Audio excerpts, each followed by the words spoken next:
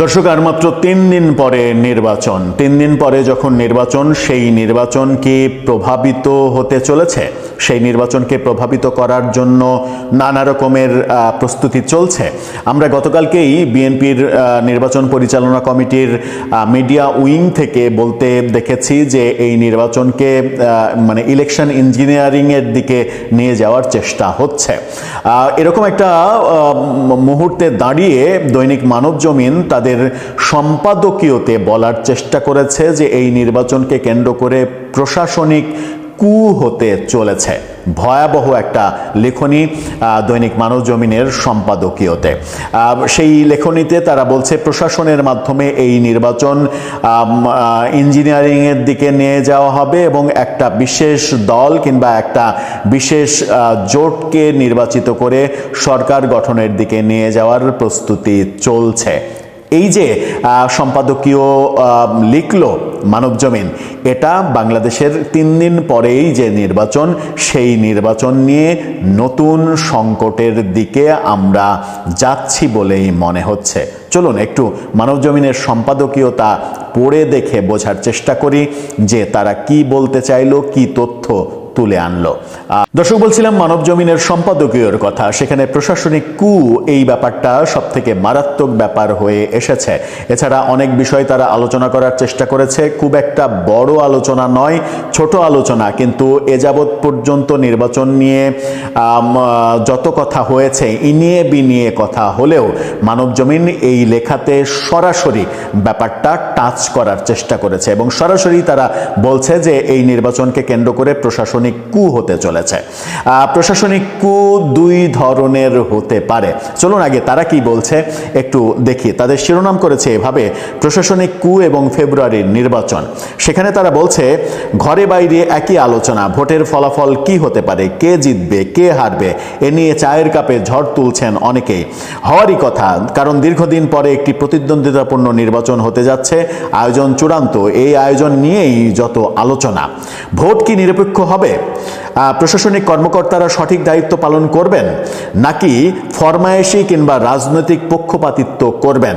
সম্ভাব্য একটি প্রশাসনিক কু আলোচনায় জায়গা করে নিয়েছে। প্রশাসনের মধ্যে একটা কু হতে চলেছে, সেটা বলছে তারা। আর এসব নিয়ে বিশ্লেষণ করতে করতে বড় পেরেশান বিশ্লেষকরা। তারা বলছেন আলামত দেখে যথেষ্ট সংশয় ও সন্দেহ দানা বাঁধছে, অর্থাৎ সংশয় আছে, সন্দেহ রয়েছে। তাদের কথা, যেভাবে প্রশাসন সাজানো হয়েছে তাতে 2008-এর ইলেকশনের পরিস্থিতির কথা স্মরণ করিয়ে দেয়। অর্থাৎ 2008-এর ওই নির্বাচন, যে নির্বাচনে 2008-এর ডিসেম্বরে যে নির্বাচনে আওয়ামী লীগ একেবারে নিরঙ্কুশ সংখ্যাগরিষ্ঠতা পেয়েছিল, সেটাকেও বিতর্কিত বলছে মানবজমিনের এই সম্পাদকীয়। ভোট শেষ হওয়ার আগেই ফলাফল চাউর করা গিয়েছিল, অর্থাৎ তারা বলছে যে 2008-এর ওই নির্বাচনে আগে থেকেই আমরা জানতাম যে কে জিতবে, কে সরকার গঠন করবে। এবার কি সেরকমই হচ্ছে? যদিও কেউ কেউ বলছেন সেই আলোচিত নির্বাচনের কারিগরদের অনেকেই এখন নির্বাচন প্রক্রিয়ায় সক্রিয়, অর্থাৎ 2008-এ, তার আগে 2007-এর 111-এর কারিগর যারা ছিলেন তাদের অনেকেই এখানে যুক্ত রয়েছেন, সেই কথা বলছেন। ভোট নিয়ে নানা কারসাজির খবর রয়েছে, ফাঁস হচ্ছে অডিও। কিভাবে নির্বাচনের ফলাফল প্রভাবিত করা যায় তারও একটা তরতাজা ছক শোনা যাচ্ছে। নির্বাচন কমিশন এক্ষেত্রে নীরব, কোনো অভিযোগই আমলে নিচ্ছে না তারা। ফলাফল পাল্টে দেওয়ার ভুরি ভুরি নজির রয়েছে বাংলাদেশে। এবার কি সে পথেই যাচ্ছে? আফ্রিকার একটি দেশের নির্বাচনী মডেল এখন টেবিলে। একজন নির্দিষ্ট দায়িত্বপ্রাপ্ত ব্যক্তি প্রশাসনিক কুয়ের কাজে নিয়োজিত রয়েছেন, এমনটাই শোনা যাচ্ছে। অর্থাৎ একজন এই কলকাঠি নাড়াচ্ছেন, সেই একজন কে আসলে, যদিও তারা নাম মেনশন করেনি। সম্ভাব্য সব আলামত পর্যালোচনা করলে যে কেউ এই ধারণা করতেই পারেন ভোট কলঙ্কিত হবে। আগেভাগেই বলা হচ্ছে ভোট গণনায় 5 থেকে 7 দিন পর্যন্ত সময় লাগতে পারে। এটা কি ফলাফল পাল্টানোর কোনো কৌশল নাকি অদক্ষতা? সময় যত যাচ্ছে ততই ভোট কারচুপির আগাম আভাস পাওয়া যাচ্ছে, যে কারণে ভোটারদের মধ্যে ব্যাপক প্রতিক্রিয়া লক্ষ্য করা যায়। তাদের কথা, এজন্যই কি শত শত মানুষ প্রাণ দিল?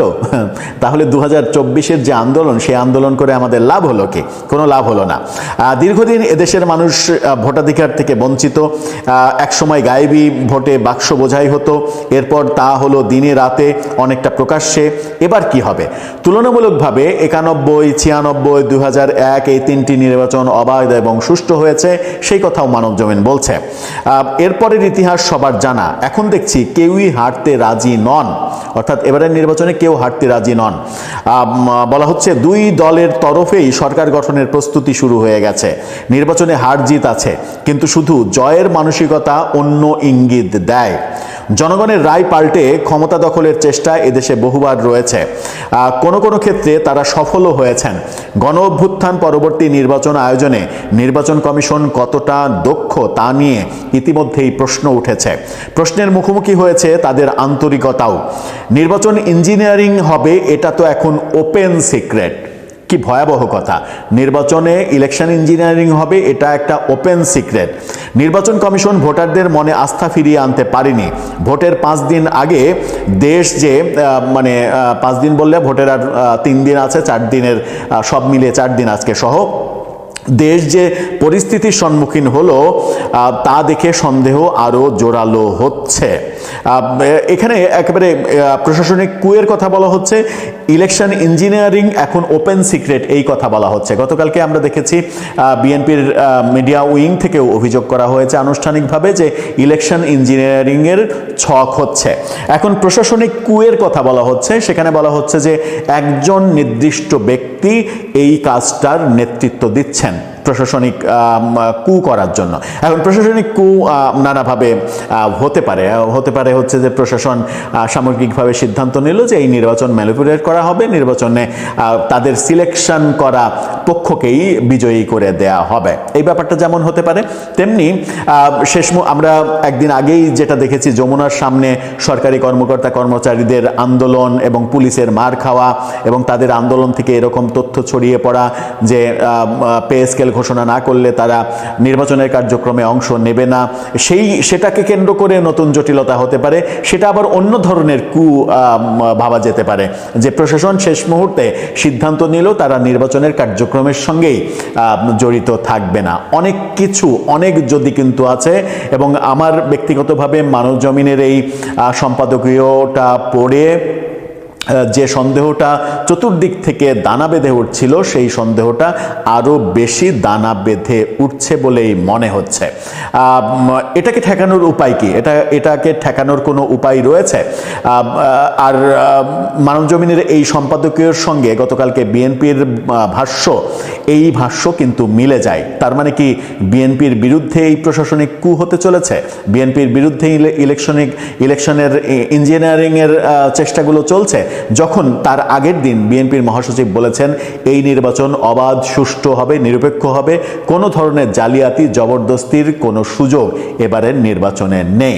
তার মানে কি বিএনপির মহাসচিব নিজেও বুঝতে পারছেন না যে প্রশাসনিক কু কিংবা ইলেকশন ইঞ্জিনিয়ারিংয়ের মেকানিজমগুলো চলছে? তারা কি ভোট যে 12 তারিখে হবে, ভোটের পরের দিন বুঝবেন? নাকি এই বোঝাবুঝির দরকার নেই? রয়টার্সের সঙ্গে সাক্ষাৎকারে তারেক রহমান যেটা বলেছেন যে তারা একা সংখ্যাগরিষ্ঠতা পেয়েই সরকার গঠন করবে, কারো সঙ্গে জাতীয় সরকার কিংবা সমঝোতার সরকার গঠনের প্রয়োজন হবে না। তার মানে বিএনপির ঊর্ধ্বতন ব্যক্তিদের আত্মবিশ্বাস রয়েছে যে এই নির্বাচনে কোনো সমস্যা নেই। তারা এমনকি 2/3 সংখ্যাগরিষ্ঠতা নিয়ে সরকারে যাবে। যখন চতুর্দিকে কানাঘোষা যে ইলেকশন ইঞ্জিনিয়ারিংয়ের মাঠ কিংবা ক্ষেত্র প্রস্তুত হচ্ছে, তাতে কার লাভ, কার ক্ষতি? কোনো একটা নির্দিষ্ট পক্ষকে বিজয়ী করে কাদের লাভ? কারা সেই এজেন্ডা বাস্তবায়ন করতে চায়? এতে কি দেশের কোনো লাভ আছে? দর্শক, আপনার কাছে এই প্রশ্ন। একটি রিপোর্ট চারদিকে খুব আলোড়ন তুলেছে এবং আলোচনা চলছে।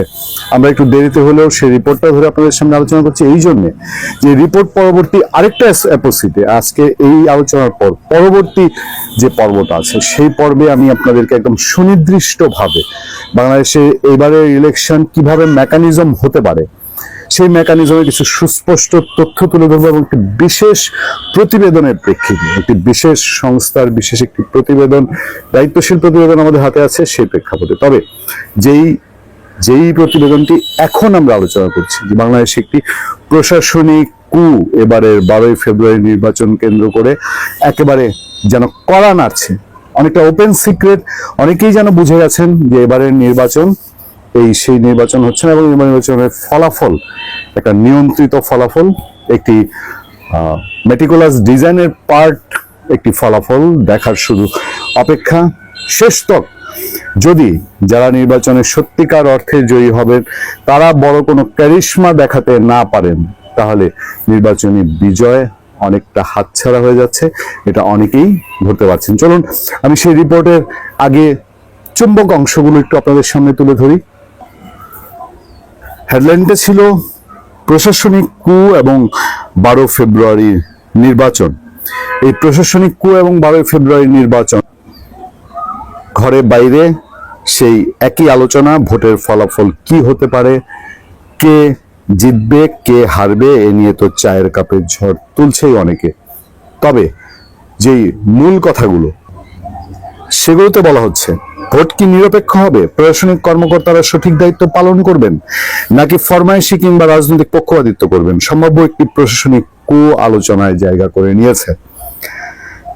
আর এসব নিয়ে বিশ্লেষণ করতে করতে বড় পেরেশান বিশ্লেষকরা। তারা বলছেন আলামত দেখে যথেষ্টই সন্দেহ ও সংশয়ে দানা বাঁধছে। তাদের কথা, যেভাবে প্রশাসন সাজানো হয়েছে তা 2008 সালে ইলেকশনের পরিস্থিতি স্মরণ করিয়ে দেয়। এরপরে আরো গুরুত্বপূর্ণ কথা আছে, ভোট শেষ হওয়ার আগেই ফলাফল চাউর হয়ে গিয়েছিল, এবার কি সেরকমই? যদিও কেউ কেউ বলছেন এই আলোচিত নির্বাচনের কারিগরদের অনেকেই এখন নির্বাচনী প্রক্রিয়ায় সক্রিয়। 2008-এর নির্বাচনকে যারা কারিশমা করেছেন তারা এবারও ভোটে সক্রিয়, সরকারের গুরুত্বপূর্ণ পদেও রয়েছেন তারা। 2008-এ যারা গুরুত্বপূর্ণ পদে ছিলেন এবারও তারা গুরুত্বপূর্ণ পদে রয়েছেন। ভোট নিয়ে নানা কারসাজির খবর রয়েছে, ফাঁস হয়ে যাচ্ছে অডিও, কিভাবে নির্বাচনের ফলাফল প্রভাবিত করা যায় তাও একটা তরতাজা ছক শোনা যাচ্ছে। নির্বাচন কমিশন এক্ষেত্রে নীরব, কোনো অভিযোগে আমলে নিচ্ছে না তারা। ফলাফল পাল্টে দেওয়ার ভুরি ভুরি নজির রয়েছে বাংলাদেশে, এবার কি সে পথেই যাচ্ছে? আফ্রিকার একটি দেশের নির্বাচনী মডেল এখন টেবিলে, একজন নির্দিষ্ট দায়িত্বপ্রাপ্ত ব্যক্তি প্রশাসনিক কুয়ের কাজে নিয়োজিত রয়েছেন এমনটাই শোনা যাচ্ছে। মানবজমিন দায়িত্ব না নিয়ে কোনো কথা বলে না। সম্ভাব্য সব আলামত পর্যালোচনা করলে যে কেউ এটা ধারণা করতেই পারেন ভোট কলঙ্কিত হবে। আগেভাগেই বলা হচ্ছে ভোট গণনার 5 থেকে 7 দিন পর্যন্ত সময় লাগতে পারে। এটা কি ফলাফল পাল্টানোর কোনো কৌশল নাকি অদক্ষতা?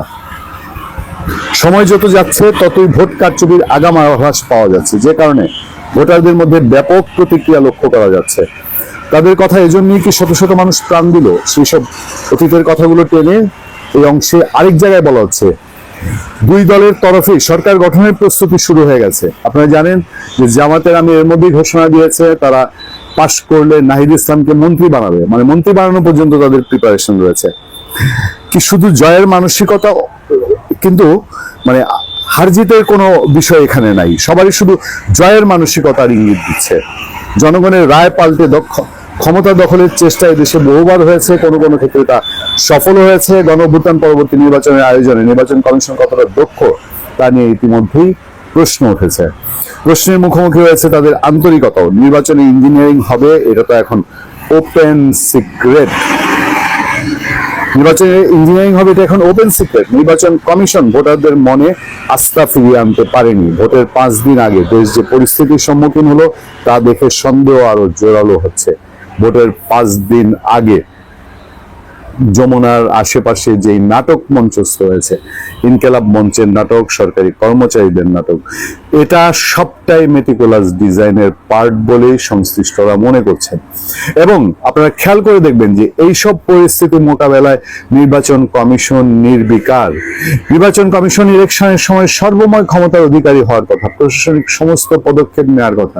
আপনারা কি দেখেছেন যে রুটিন ওয়ার্কের বাইরে ইলেকশন কমিশন কোনো ধরনের কোনো আওয়াজ করছে? সেই যে বিশেষ ব্যক্তি, বিশেষ জায়গা, এবং বিশেষ প্ল্যান, এই প্ল্যানটা এত ডিপ করা হয়েছে, আমি যখন আপনাদের সামনে পরবর্তী আলোচনায় এটা তুলে ধরবো আপনারা তখন বুঝতে পারবেন যে কত খুঁটিনাটি জায়গায় কত বিশেষভাবে প্ল্যানকে সাজানো হয়েছে আগামী নির্বাচনে একটা দলের পক্ষে ফল নিয়ে আসতে। সেই দল, যে দল ভাবছে এবারই চূড়ান্ত খেলা, এবারই যা করার করতে হবে, এই সুযোগ আর কোনোদিন আসবে না, নাও অর নেভার, এই পলিসিতে যারা বসে আছে সেই দলটি এত সূক্ষ্ম প্ল্যান পাকিয়েছে এই বাংলাদেশকে আবারও কি